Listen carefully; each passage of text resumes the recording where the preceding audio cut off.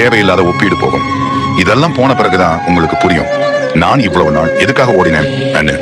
அப்போ ஒரு அமைதி வரும். அந்த அமைதி சந்தோஷம் மாதிரி இருக்காது, ஆனந்தம் மாதிரி இருக்காது. அது ஒரு உறுதி. என்ன வந்தாலும் நான் சமாளிப்பேன். இந்த உறுதி பணத்தால வராது, பதவியால வராது, மனிதர்களால வராது. இதுதான் சிவன் அருகில் இருக்கிறதின் அடையாளம். அதனாலதான் சிவனை பயந்து வழிபட தேவையில்லை, பேரம் பேச தேவையில்லை, கோரிக்கை வைக்க தேவையில்லை.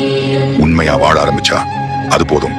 உங்க பொய்ய நீங்க விட்டுட்டாலே சிவன் உங்க கூட தான்.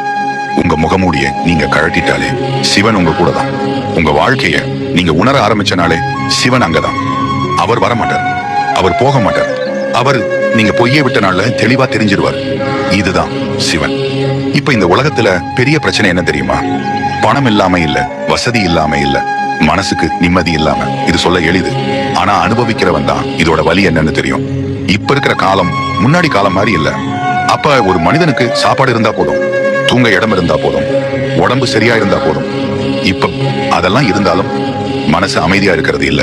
ஏன்னா இப்ப மனுஷன் வாழ்க்கையில வாழல, மனசுக்குள்ளேயே சிக்கிக்கிட்டு தவிக்கிறான். எவ்வளவு பேர் இருக்காங்க தெரியுமா? நல்ல வேலை இருக்கு, மாத சம்பளம் இருக்கு, வீடு இருக்கு, குடும்பம் இருக்கு. ஆனா இரவு படுக்கும் போது கண்ணு மூட முடியாம உள்ளுக்குள்ள ஏதோ ஓடிக்கிட்டே இருக்கும். நேத்து நடந்தது, நாளைக்கு நடக்க போறது, யார் என்ன சொன்னாங்க, யார் என்ன நினைப்பாங்க, எனக்கு போதுமா, நான் குறைவா இருக்கேனா? இந்த ஓசைதான் மனசுக்கு நிம்மதி இல்லாமை. பணம் இல்லாதவனுக்கு ஒரு கவலை, பணம் இருக்கிறவனுக்கு அதை விட அதிக கவலை. அப்போ பிரச்சனை பணமா?